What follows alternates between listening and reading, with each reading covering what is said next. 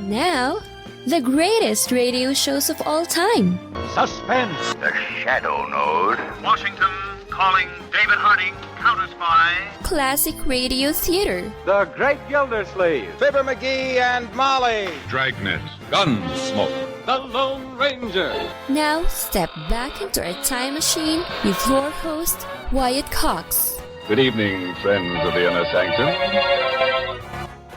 Robert Young, starring in an episode of Father Knows Best from 68 years ago today, March 11th, 1954, The False Elopement. And we thank you for joining us on this Friday. This is the 11th day of March, the 70th day of 2022. We have 295 days remaining until we get to 2023. First regular English language newspaper, the Daily Current, published in London on this date in 1702. In 1779, the Army Corps of Engineers, authorized by Congress. In 1824, the War Department creates the Bureau of Indian Affairs. And in 1845, British citizen Henry Jones invented self-rising flour. In 1861, the Confederate States of America Constitution was adopted, and in 1888, the Great Blizzard of '88 began along the eastern seaboard, shutting down commerce, killing more than 400. A meteorite entered the Earth's atmosphere and exploded over New Martinsville, West Virginia. The debris caused a lot of damage, but no human injuries reported. In New York City in 1927, Samuel Roxy Rothafeld opened the Roxy Theater. President Roosevelt signed the Lend-Lease Act into law on this date in 1941, allowing American-built war supplies to be shipped to the Allies on loan. Every plane, every other instrument of war, old and new, every instrument that we can spare now, we will send overseas because that is the common sense of strategy. A total of $50.1 billion, equivalent to over $659 billion today, worth of supplies were shipped, 17% of the total war expenditures of the U.S. In return, the U.S. given leases on Army and Navy bases in Allied territory during the war. The act ended in September of 1945. General Douglas Macarthur abandoned Corregidor on this date in 1942. The original Broadway production of A Raisin in the Sun opened on this date in 1959. And in 1982, New Jersey Senator Harrison A. Williams resigned from Senate shortly before a Senate vote on his expulsion. I do not feel that I broke any code of ethics. Williams convicted of bribery and conspiracy in the Abscam scandal for taking bribes in a sting operation by the Federal Bureau of Investigation. The Senate Committee on Ethics recommended Williams be expelled because of his ethically repugnant conduct, but he chose to resign.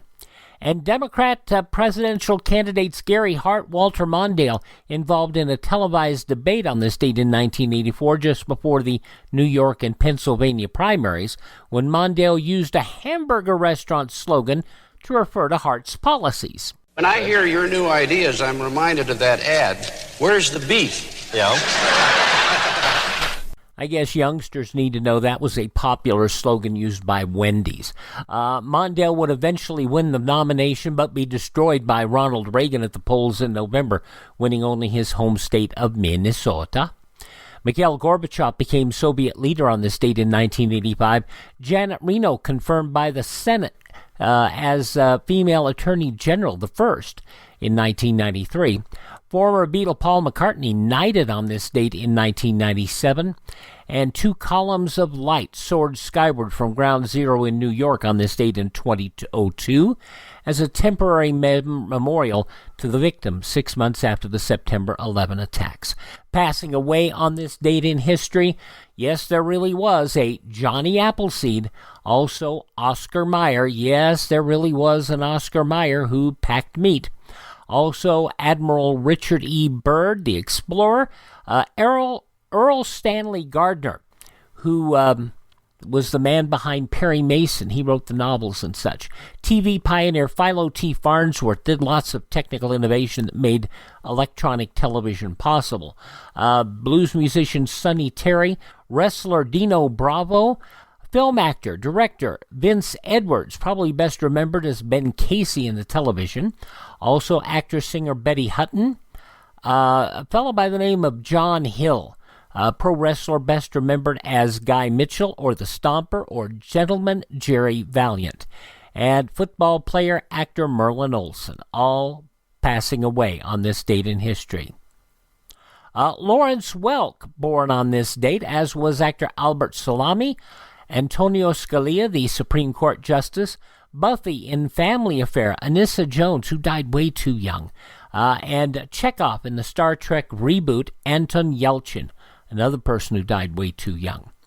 Rupert Murdoch is 91 today. Sam Donaldson of ABC, 88. Singer Bobby McFerrin, don't worry, be happy. He is 72. From Airplane and Ghost, Jerry Zucker is 72. Cheryl Lynn, Got to Be Real. Cheryl Lynn is 65. Jesse Jackson Jr. is 57. From CSI, Wallace Langham is 57. Lisa Loeb, Stay. 54 years of age today is Lisa. Terrence Howard from Empire is 53. Benji and Joel Madden from Good Charlotte, twins, 43 years old. From Alias and Heroes, David Anders is 41. And from The Walking Dead, Thora Birch is 40. Those just a few of the people who celebrate the 11th day of March as their birthday. And if this happens to be your birthday... Hi, we're the four freshmen, and we just want to say, Happy birthday to you! And from 68 years ago, March 11th, 1954, Robert Young, Father Knows Best. I'm Wyatt Cox. Thank you for tuning in to Classic Radio Theater with Wyatt Cox here on your favorite radio station. No offense, but are you a little fat when you look in the mirror? How would you like to learn the secrets to lose 3 to 5 pounds a week easily without joining the gym or going through any crazy diets? It's called Body Sculpt by Med Diet. For the last 2 decades, we've been helping people just like you that have pounds they want to shed. We've helped millions of people lose thousands and thousands of pounds over the years. And now it's your turn. Learn the secrets of how to lose weight with one simple phone call. You'll see an amazing difference in a matter of days. Don't believe us? We'll offer you a money-back guarantee. If you're ready to start losing weight right now, call right now to learn more about your risk-free order to Body Sculpt. Call for your risk-free offer. 800-738-5332. 800-738-5332. 800-738-5332. That's 800-738-5332. Thanks for tuning in to Classic Radio Theater on your favorite station. We go back to March 11th, 1954, 68 years ago today. Robert Young in an episode of Father Knows Best. Now listen to Father Knows Best, transcribed starring Robert Young as Father.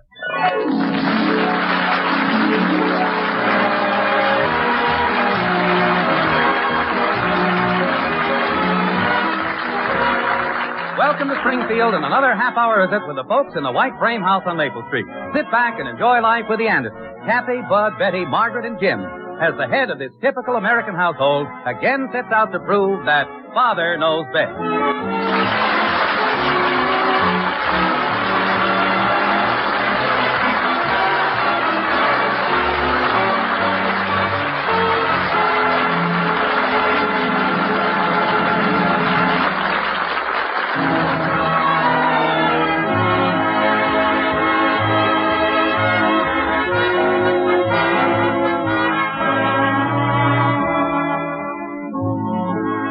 Probably heard that the veteran woodsman can predict what the weather is going to be just by listening to the sounds in the forest around him.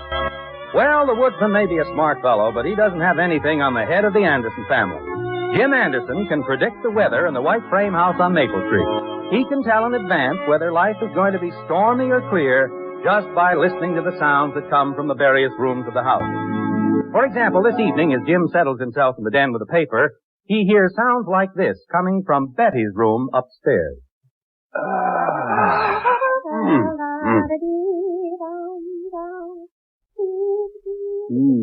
Fair and warmer.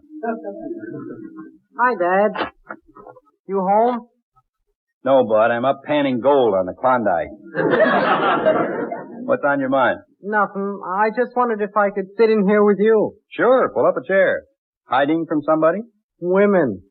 How come we got so many women in our house? I don't know, Bud. We're just lucky, I guess. Lucky? Ha!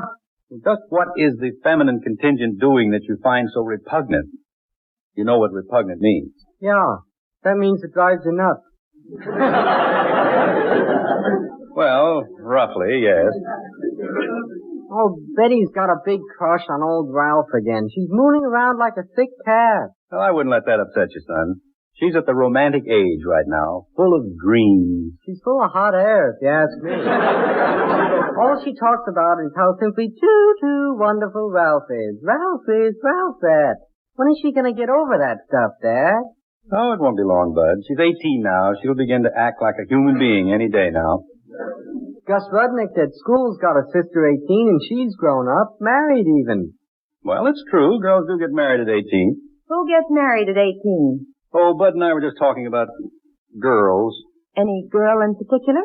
Well, Bud was mentioning that the sister of some friend of his was 18 and that she was married. What are you going to do about Betty? What do you mean, do about her? Are you going to get some guy to marry her? Well, that's not exactly a problem right now. Why are you so concerned about it all of a sudden? I was just wondering where we're going to find a guy stupid enough. Mother, do we have a picture frame? What kind of a picture frame? Well, Ralph had some new pictures taken. He gave me the best one. Look, isn't he the handsomest thing you ever saw? That's a good picture of Ralph. He's changed since I last saw him. Looks fairly intelligent. Trick photography. Mother, will you do something about this boy child? Don't bother. I'm going outside. Father, did I tell you about Ralph? Well, I'm sitting here looking at his picture. Is there more to tell? We have plans. Oh? We talked for simply hours and hours last night. About what? The future. Ralph's going into business for himself. Business? He's an interior decorator now. Oh, just like that, he's an interior decorator. No, Father. Ralph's been studying art and all that for years. Now he's made up his mind what he wants to do, and he's doing it. Well, good. Isn't it customary for a person to, work for someone else for a while to learn the business? Interior decorating is a rather specialized field, I'd always thought. Oh, an ordinary person might do that, but not Ralph. He's simply bursting with ideas. He'll make a big success. I just know he will. He says he can't fail as long as I'm by his side. What are you going to do, hold the wallpaper? Oh, Father, you know what I mean. Well, I just hope Ralph shows a little more common sense in this venture than he has shown in the past. Oh, he's settled down. He's just a different person now. You'll see. I wish I could find a frame for this picture. I want to have it up when he comes over tonight. Why don't you look up in the attic? There might be some picture frames up there. Oh, let me use your pen, Father. Ralph wants this picture of me that you have on your desk. I want to write something on it for him. Now, wait, that's my picture. You gave it to me. Well, I'll give you another one. Now, let's see. What shall I say on it? How about stolen from Jim Anderson? Daddy, what's all this sudden flurry of interest in Ralph? It's not a sudden flurry, Mother. We've been going together for almost 5 years. Let me see now. Oh, I know what I'll say. To the man in my life, yours forever. Oh, brother. Steady, dear. Why, didn't you put on it something like, good luck in your interior decorating business? Oh, Father, don't you know anything about love and romance? Besides, we know we're going to succeed. There's no question about it. I'll look in the attic for that picture frame, Mother. What's this we business? Now, I don't know, dear. Dear, what do you think about Betty and Ralph? Oh, it's nothing, I'm sure. They're just kids. Kids? How old were we when you asked my father if we could get married? We were a lot older than Betty and Ralph, I can tell you that. I was 1 year older than Betty, and you weren't much older than Ralph. Oh, honey, don't be ridiculous. When we were married, we were grown up. I remember. Oh? Certainly. We were a couple of sensible, mature young people who knew what we were doing. That's not what my father thought. Your father was a very stubborn man. Do you remember what he did the night you first hinted about our getting married? Yeah. Threatened to call the police, didn't he? Not quite. He just ordered you out of the house. He was a stubborn man. I found the frame. How does Ralph look now? He doesn't look any smarter than he ever did. Father. Well, he doesn't. That's for me. How do you know? Well, it just is. There are other people in this house who get phone calls, you know. Hello? Yes, she's here. I told you it was for me. I'll take it in the breakfast room. Ralph? Betty'll be on in a minute. I swear we need 2 telephone lines into this house. One for Betty and Ralph and one for the common people. Do you remember what my father used to say when you phoned my house? I was never at your house when I phoned you. He used to yell out, Margaret, it's old nuisance again. I don't know why your father disliked me. I don't think he disliked you, dear. He just didn't trust you. But I think of the way we had to plot and scheme and connive to make him give his consent to our marriage. The wonder we went through with it. You were a stubborn man, dear. Well, after he ordered me out of the house that night, we knew he'd never say yes if I came right out bluntly and asked him if I could marry him. That's when you really put your mind to work. We really ganged up on the old boy, didn't we? As I recall, it was your idea to make him think we were going to elope if he didn't give his consent. Yeah, I guess that was my idea.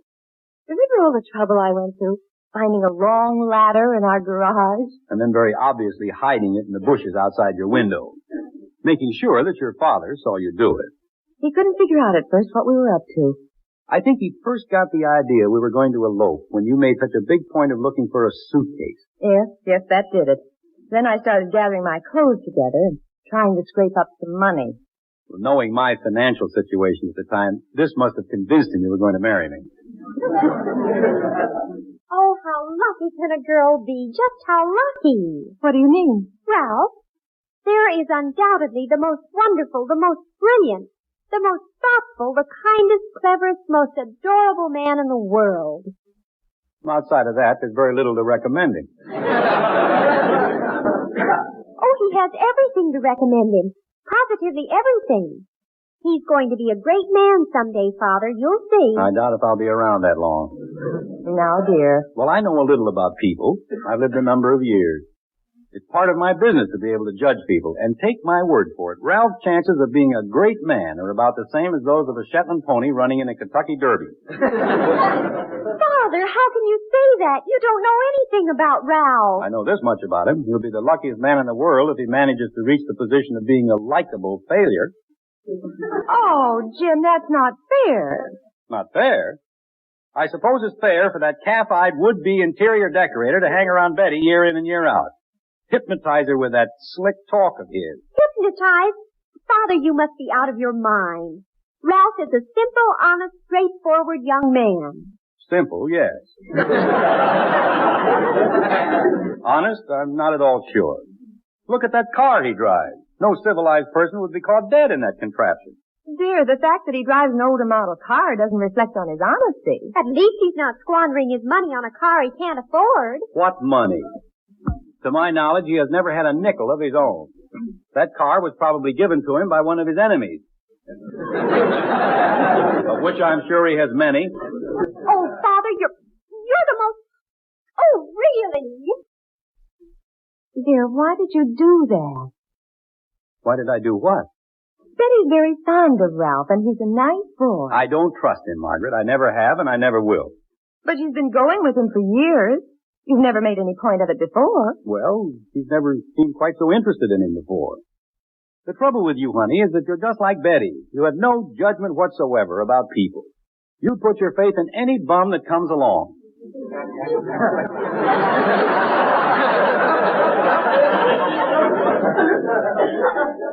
I put my faith in you.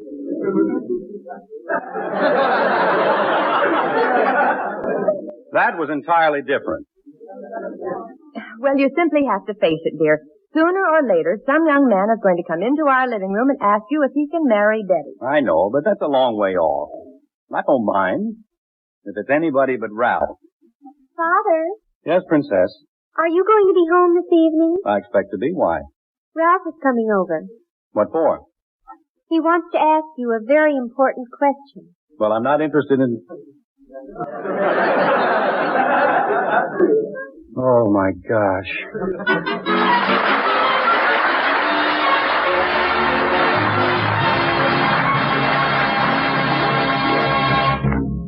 Act 2 of Father Knows Best in just a moment. Robert Young did not like the tone of Father Knows Best on radio. He did an interview in the magazine Films of the Golden Age in fall of 2015, and he said, "I never quite liked it because it had to have laughs, and I wanted a warm relationship show. When we moved to TV, I suggested an entirely new cast and different perspectives. And that's why if you listen to Father Knows Best on the radio and you watch the television show, you'll see that they are, in essence, two different shows with similar names." So there you go. Father Knows Best, as it was originally broadcast March 11th, 1954. I'm Wyatt Cox. Thanks for listening to Classic Radio Theater. When we come back following this break for your favorite station, we'll have the news from 68 years ago today. Thanks for listening. Let's see, if something costs less, but people are happier with it, that sounds like something to look into, and that's MediShare. Maybe you've heard switching to MediShare to pay for healthcare can save the typical family $500 a month, and that's huge, but it's also true that people are way more satisfied after making the switch, too. The customer satisfaction rate for MediShare is double that of the typical health insurance plan. Double. MediShare works. It's been around for more than a quarter century, and members have shared more than $3 billion of each other's bills. People love having telehealth and a huge nationwide PPO network. So, yeah, you can save a ton and like it better. Imagine being happy with how you're taking care of your health care. So if you're self-employed or part of the gig economy, or you just want a plan you're happy with, you can call right now and get a price within 2 minutes. A very, very smart use of 2 minutes. Here's the number you need. 833-34-BIBLE. That's 833-34-BIBLE. 833-34-BIBLE.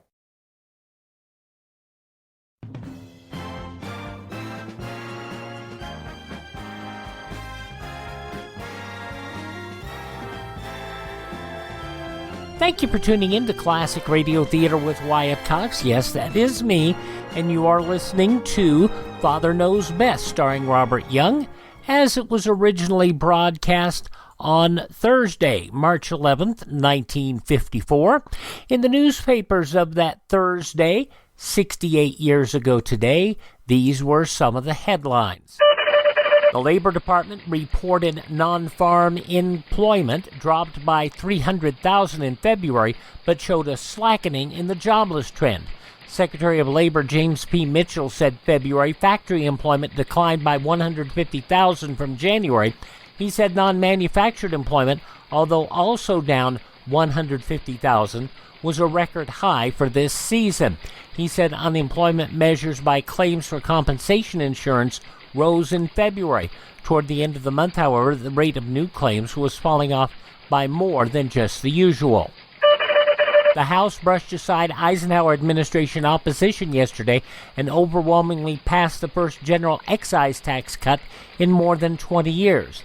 The bill, sent to the Senate by a 411-3 roll call vote, would trim $912 million a year from excise taxes on dozens of items like admission tickets, jewelry, furs, and telephone bills.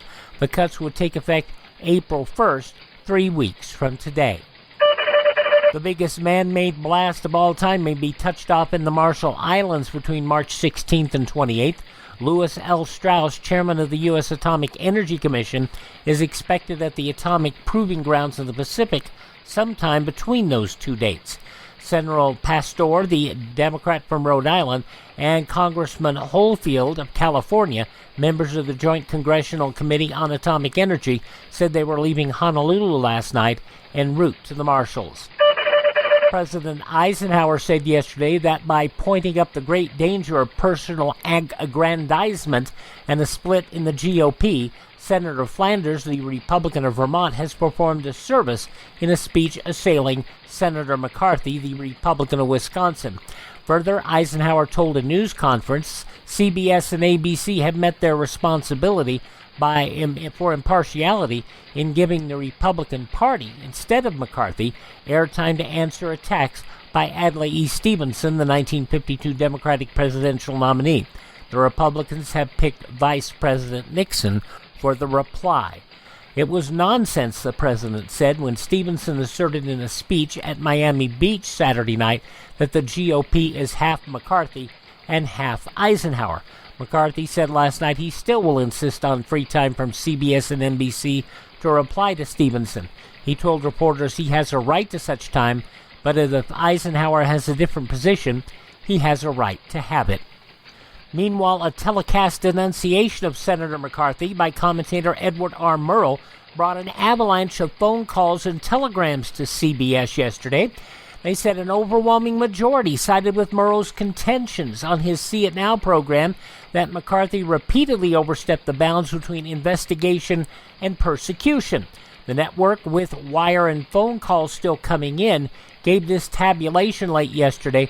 Telephone calls favoring the program, 4,947, protesting the program, 475. The total telephone calls included a Los Angeles tabulation of 805 favoring the program and 22 protesting. And take it from Dr. Emmerich Van Ham, the pathology professor at Ohio State University College of Medicine, you really can die from laughing.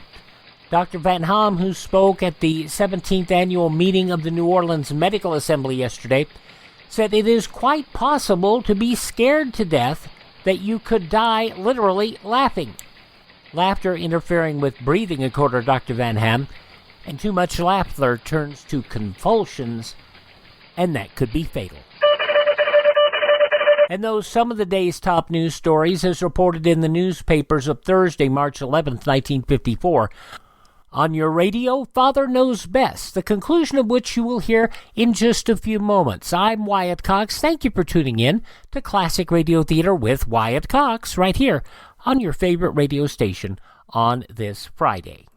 Are you in bad pain? You know what I mean. Your knees hurt. Your shoulder hurts. Your elbow and back are constantly killing you. And I'm sure you've tried every pain pill or cream available at the drugstore. Am I right? Well, here's something you haven't tried. Pain Magic. Pain Magic is not available at any drugstore. The only place you can get it is by calling the special toll-free number I'm about to give you. And to make things even better, call right now and find out about our buy one, get one free offer. We're so confident it'll work for you that we offer a free bottle with your purchase. No prescription required. Call now to learn how you can get Pain Magic and get rid of your pain. Remember, your results may vary. 800-492-8164. 800-492-8164. 800-492-8164. That's 800-492-8164. On Saturday's Classic Radio Theater, Willard Waterman, starring as the great Gildersleeve from 70 years ago, March 12, 1952. Gildersleeve is planning a train trip to Omaha, and he doesn't want Leroy to know about it for some reason. We'll find out why on Saturday's show. But right now, the conclusion of Father Knows Best, starring Robert Young, March 11th, 1954.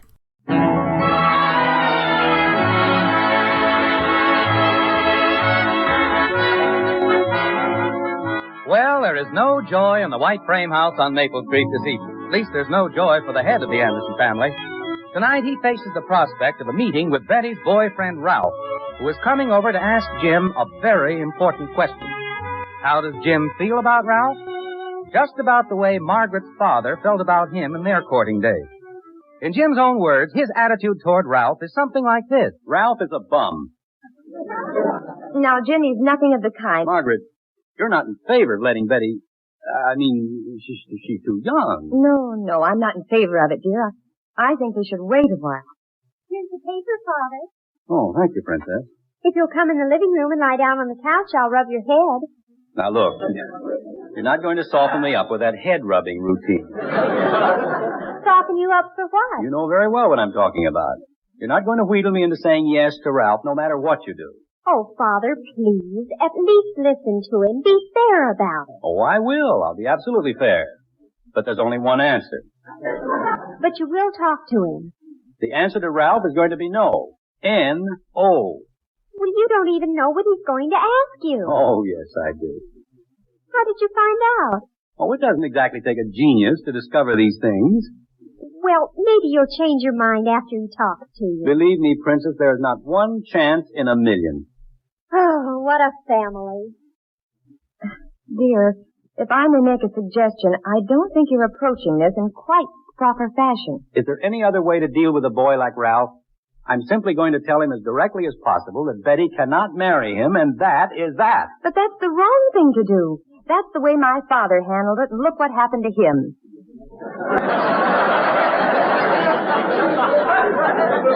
Your father didn't reason. He was just stubborn. And what are you being? I'm being logical. Well, do it your way. But if I know Betty, you're asking for trouble. Hey, Mom, where's the big suitcase? Which big suitcase?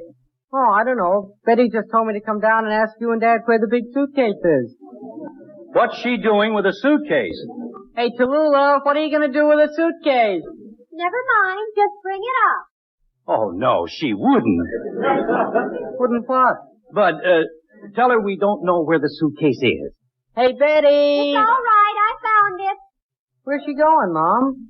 I don't know, Bud. She's not going anywhere. This is just a part of the act, Margaret. She's heard you tell that story about your father, and she thinks she can work it on us. What story? Funny thing, dear. My father said almost the same thing. I don't know what's going on in this house. The idea. Betty trying to make us think she'll elope if I don't say yes to Ralph. Where would they elope to? I don't really know. With that car of Ralph, they couldn't get to the city limits. There are other cars, you know. Margaret, whose side are you on? You want Betty to marry that goof? All right. I didn't say that. I merely suggested that you might take a little more diplomatic approach. A man doesn't raise a daughter just to see her go prancing off with the first Tom, Dick, or Harry that comes along. I'd like to know who that Ralph thinks he is. Brash kid. Oh, me, oh, my. Where have I heard that song before? I can close my eyes and hear my father... Margaret, I wish you wouldn't keep bringing your father into this. There is not the slightest similarity in the two situations. Daddy. What is it, kitten? Can I have my next week's allowance? What for? Betty wants to borrow it. Betty? It's all right. She can get it back from Ralph. That's what she said, anyway. Tum-tum-ta-dum. Margaret. Kitten, it's a bad policy to lend money. And furthermore, if she's depending on Ralph, the breadwinner, to pay it back, I'd consider it a very poor investment. Okay. Hey, Betty! What? Where did Ralph win the bread?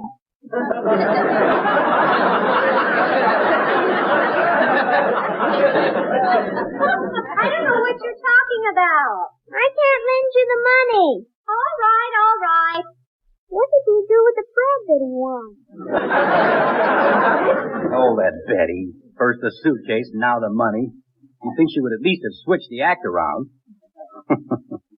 She must think we're awfully dumb.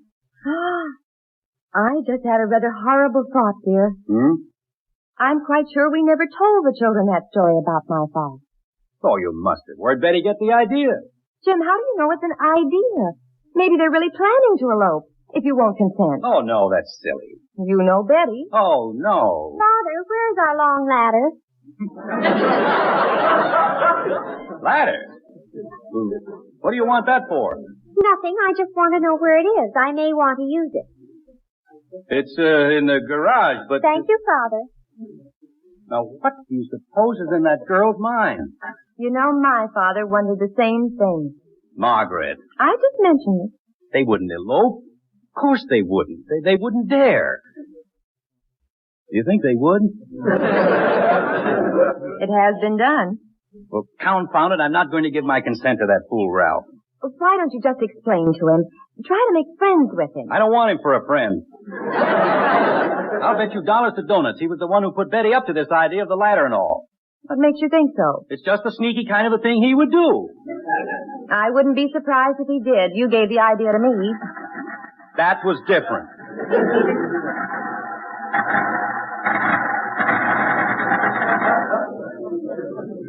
Was that a car stopping out front? No, it was not a car. It was Ralph. That perambulating collection of cans he calls a car. Look at him getting out, straightening his tie. Move over, let me look. I always thought he was a nice-looking young man. Honey, you need glasses. I'd like to know if these kids are bluffing. I wouldn't count on it. Father, Ralph's here. I know, I heard him arrive. Now, please don't be obstinate, please. But, Princess, this is a big step. I know, Father. I just can't, Princess. We'll go ahead anyway, so you might just as well. Daddy! Now, look, Princess. Oh, here he is, Father. You'll have to make your decision. Hi, Betty. Hello, Ralph. Come on in. Is your father home? He's right here in the den. Come on in. Hello, Ralph. Good evening, Mrs. Anderson. How are you, Mr. Anderson? Fine, just fine. Well, Ralph and Father have some things to talk about. Shall we go upstairs, Mother? Yes, I suppose. Maybe you can help me with the suitcase. It's nice to see you again, Mr. Anderson. It's been quite a while.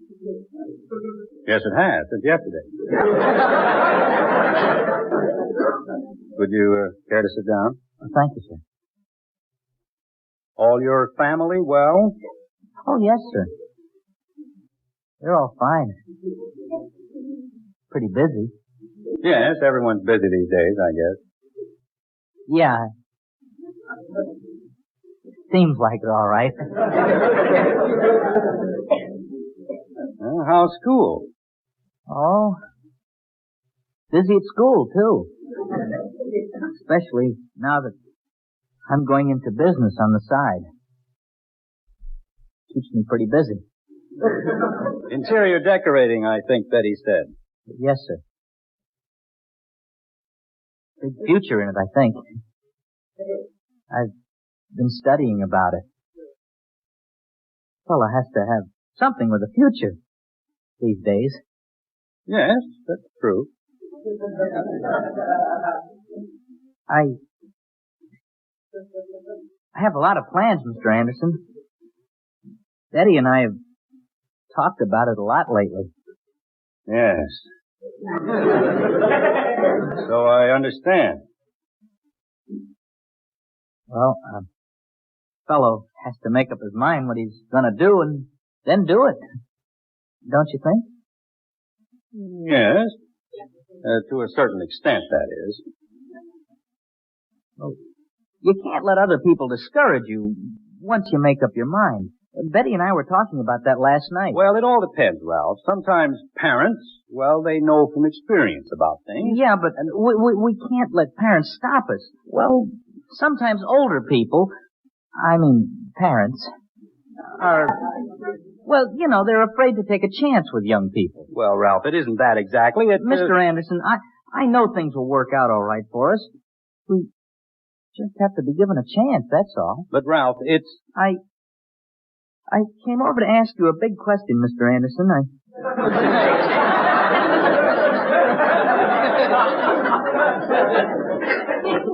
I guess there's no use beating around the bush about it. No, I guess not. I've tried to think of all different kinds of ways to put the question to you, and none of them sound very good. Ralph, why don't you, think about it for a while? Oh, no, sir.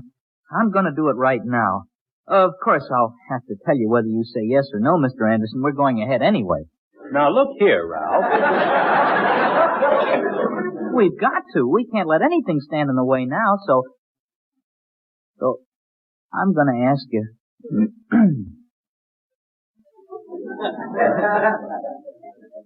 Mr. Anderson.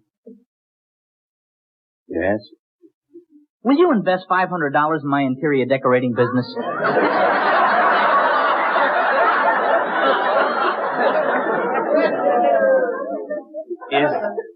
Is that what you came to ask me?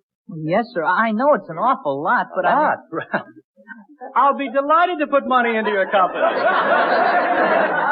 You would? You will? I thought you were going to ask me if... If what? Nothing. Gosh, this sure is a big relief to me, Mr. Anderson. A big relief to you? You have no idea how I feel. Betty? Well, what's the answer?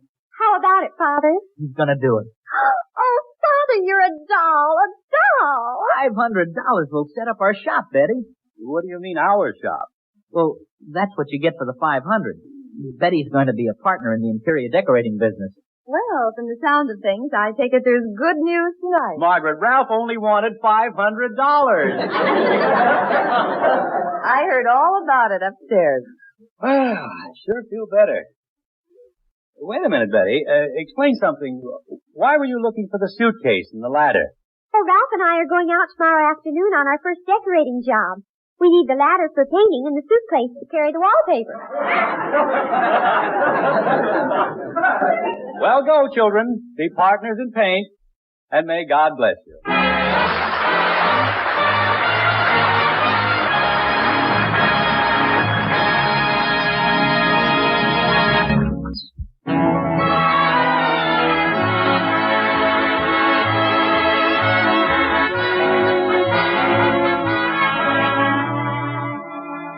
Well, I don't know if Jim Anderson will ever completely recover from the rigors of the evening. But at any rate, he and Margaret are now moving through the house, locking doors and turning off lights as they prepare to retire for the night. Did you get the light in the dining room, dear? Yeah, everything's switched off and locked. Let's go to bed. As Bud would say, I'm beat. Just a minute, dear. What are you looking at? There's someone standing on our front doorstep. Shh, Betty and Ralph. They're home early. Don't stand there and watch them. Remember when we stood on the front step? Yeah. We'd stand there for hours. I was freezing every minute. Well, why didn't you tell me? I didn't want to change the subject. Well, let's go upstairs. You go ahead, honey. I'll be up in a second.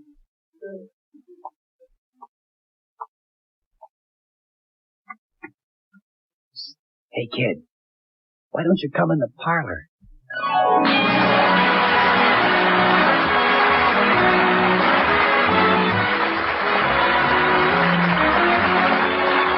Join us again next week when we'll be back with Father Knows Best, starring Robert Young as Jim Anderson. Father Knows Best is an NBC Radio Network production in cooperation with Cavalier Enterprises. In our cast were Rhoda Williams as Betty, Gene Vanderpyle, Ted Donaldson, Helen Strome, and Gil Stratton, Jr. Father Knows Best is based on characters created by Ed James, written by Paul West and Roswell Rogers, directed by Arthur Jacobson, and transcribed in Hollywood. This is Bill Foreman speaking. March 11th, 1954, Father Knows Best here on Classic Radio Theater with Wyatt Cox. Thanks for spending part of your day with us. Would you do me a favor? Thank this radio station, support their advertisers. It's their kindness and courtesy that we get to spend this time with you each and every Friday. Would you also do me a favor and visit my webpage, classicradio.stream? There you can learn more about building a classic radio collection of your own. You can contact me through classicradio.stream, and you can hear our shows on demand. If you miss a day, you don't have to miss a show. You can hear them there or on iHeartRadio, Spotify, Spreaker, TuneIn, Apple Podcasts, Google Podcasts, or through Amazon. Just search for Classic Radio Theater with Wyatt Cox. Have yourself a great day, won't you please? Have a great weekend ahead, and tell all your friends the great radio shows are right here at this spot on the dial. Classic Radio Theater with Wyatt Cox on your favorite radio station.